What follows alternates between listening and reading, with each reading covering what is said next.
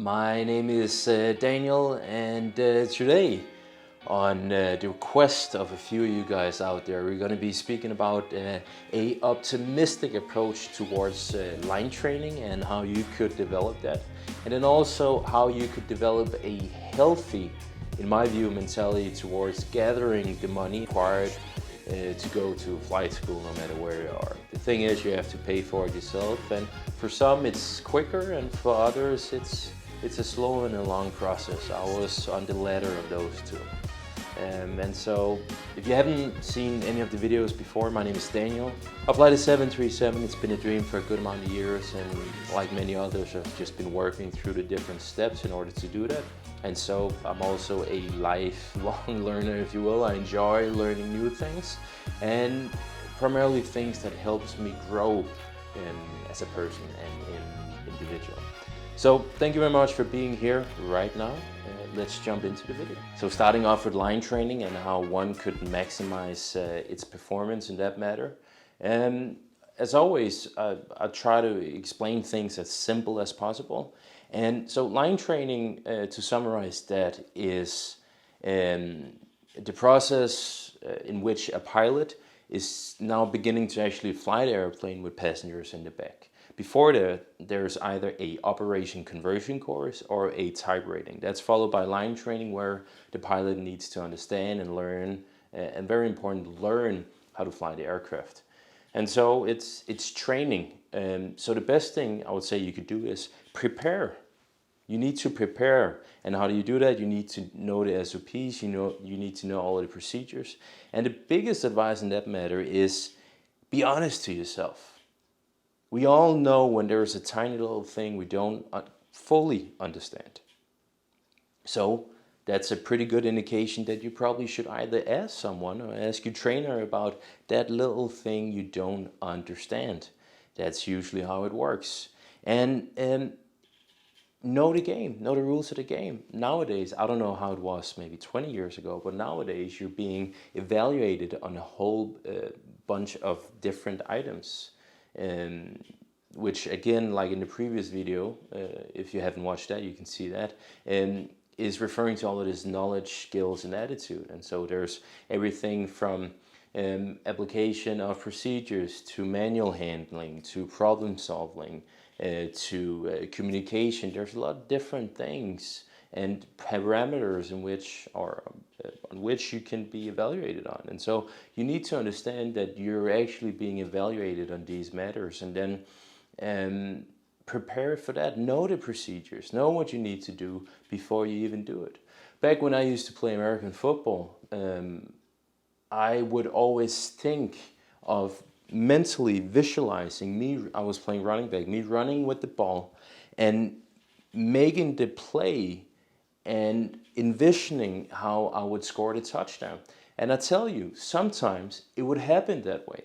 It would happen that I would get the ball in a handoff, I would run towards the sideline, and then I was fairly quick, I would just run down the sideline and I would score a touchdown. It's the same thing with flying. You can envision a good amount of potential scenarios which you might end up in. And then there's also scenarios such as could be diversions, could be something else that you just need to try with your colleague that has some experience, the captain. And then you can put that in your backpack, and then you can use that for an experience next time. One thing that I've spoken to quite a few line training captains, and they all say that descent planning in regards to altitude versus distance, that's usually the hardest skill for people, pilots, cadets, whatever you want to call it, to conquer throughout the line training part. And so that's a good thing. And that actually brings us onwards to the next point. I think I've noticed, I've been in a few companies now, and I would say there's a new way of flying the airplane and there's an old way of flying the airplane. Starting off with the new way, which is the one I've sort of been taught, then that's referring to VNAV and LNAV. So basically flying what's in the FMC. So if you have a root computer, you can put in speeds and you can put in altitudes at which you want the aircraft to be at that specific waypoint. And so I'm under the impression that sort of the new generation are quite happy about using VNAV. And in some companies, it's even mandatory to do so, because then it's more or less referring to the cost index, meaning how fast the airplane flies. And so if you have it in LNAV and VNAV, you as a company are sure that you're going to stay within the parameters in most cases for the airplane to fly that given speed, and that's going to optimize the whole fuel consumption. And the other part of it is the old way of flying the aircraft, which is more conventional, I would say. It's just in the 737, put it into either level change, or some people enjoy vertical speed if that's allowed in your airline. But in regards to line training, first I would say know what's in the books, understand what's in the books, and then figure out what makes the most sense for you. There's always the typical your 3 times table, and using VORs and radials and whatnot to figure out if you're at the correct height, using the calculation where you take ground speed times 10 and divide that by 2, that's your rate of descent. I actually quite often use that when intercepting the localize and then getting down on the glide path. If I need to if I'm below or above the profile, then I use the ground speed times 10 divided by 2 real quick up in my head, and then I know what sort of rate of descent to follow or descend on in order to either catch the glide, and then you can fine tune that a little bit, and then at some point you're going to catch the glide. And so that's a few ways of doing it, and I think that's more of the old school way of doing or flying the approaches, the whole descent planning. But to summarize, prepare for line training, know what's in the books, of course. I mean, it's your job. If you don't know what's in the books, you're simply not doing your job well enough, I'd say. Now, flying is a vast and big world of manuals and so forth, but I think we all know what you need to know and what's nice to know. There's things you need to know and procedures you need to know. Know them. Be good at your job and do your very best. And so prepare, know the procedures. Maybe be aware of that some people fly the aircraft differently. And you would think that the aim for most line trainers is, of course, to standardize everything, because that's very important. But just know that we all have different ways of flying the aircraft, and that's very good knowledge to have before you're in a situation where you might not understand why people are doing or flying the aircraft the way they're flying it. And remember, it's communication, guys. It's 2 people working together, and the objective is to fly the aircraft safely from A to B. And you, amongst your colleague, are doing just that with the use of procedures, with the use of communication. And that's a job, and that's a great job to have. But like everything else, it takes work. It takes hard work to become good at something. But that's why we're doing it. What could be an optimistic approach in regards to saving money for flight school? There was a comment on the latest video in regards to an individual being 18 years of age, and he really wanted to become a pilot. And that's beautiful. However, I was under the impression that, to put it frankly, you can read it here, it maybe seemed a little bit overwhelming to save all of those money. So in the example or in the comment, it was put that it would take approximately 8 years in order to save the required money to start flight school, which nowadays is, I'm assuming, around 100,000 euros or so, at least in Europe. And so let's break it down. Okay, so some people say it's the journey and not the end destination. How is this relevant to this? Well, I remember, I can take an example from my own life, and I remember I was on fire. I was focused. I had airplanes on my background. I was thinking about it all of the time. I was thinking about starting flight school. However, the primary motivation for me has always been to fly the larger jets. So the one I'm flying today and so forth. So I would be thinking about that for the years in which I saved money. Now, there's a approach that one might consider that's not related to you needing to save all of the money.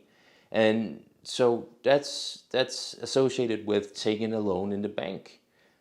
The only unfortunate thing nowadays is that one, the interest rates are quite high, and two, the banks they've never really been super helpful in regards to pilot jobs because it's not safe and so forth. But it's not really the best, is my impression, after the COVID years.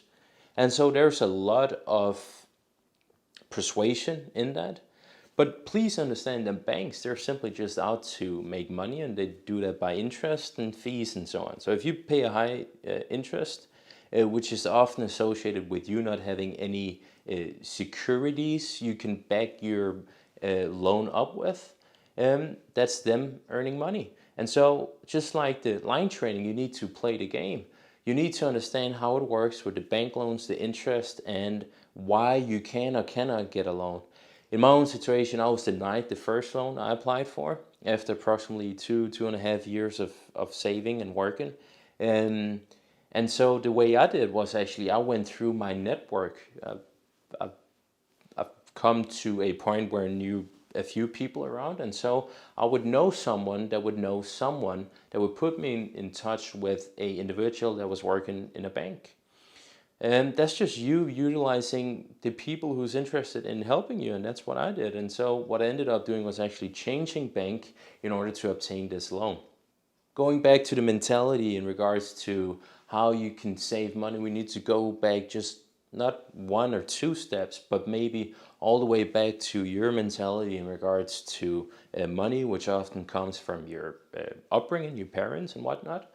Sometimes it's a great upbringing with a lot of focus on how you deal and manage money. Other times, and I think for most people, it's not so much. It's something you learn throughout life, and I'm under the impression that the quicker you learn that, the quicker you're going to learn how to navigate and understand the game of finances and so forth. And if being a pilot is on that journey, then just learn the rules, I would say, as simple as that sounds. So you have a income, and then you have expenses.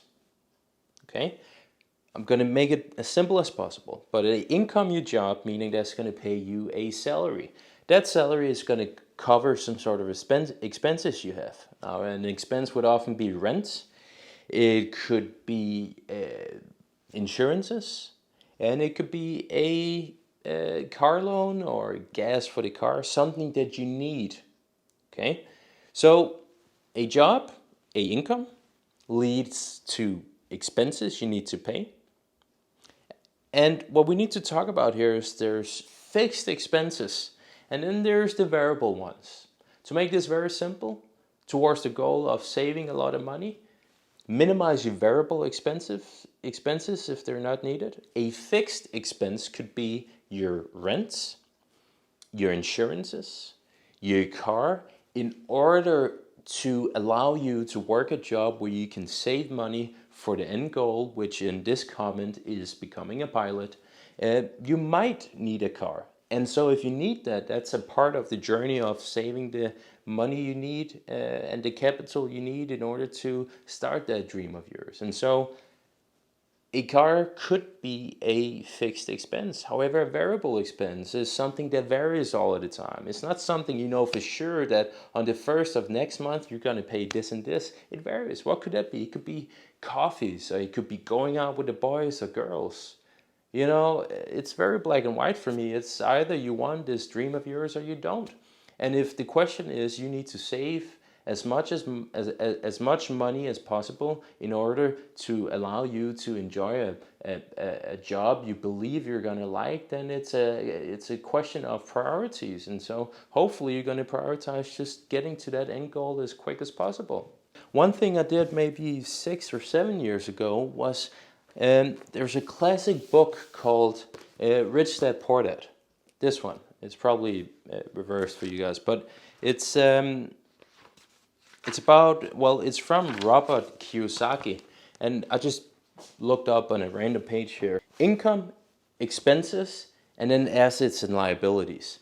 I think on the asset liability side, that's probably not where the majority of you guys are. However, it could be that you're in your late 20s, you already had kids. I had a friend of mine, I went to flight school with him. He had 2 kids in the process of finishing flight school.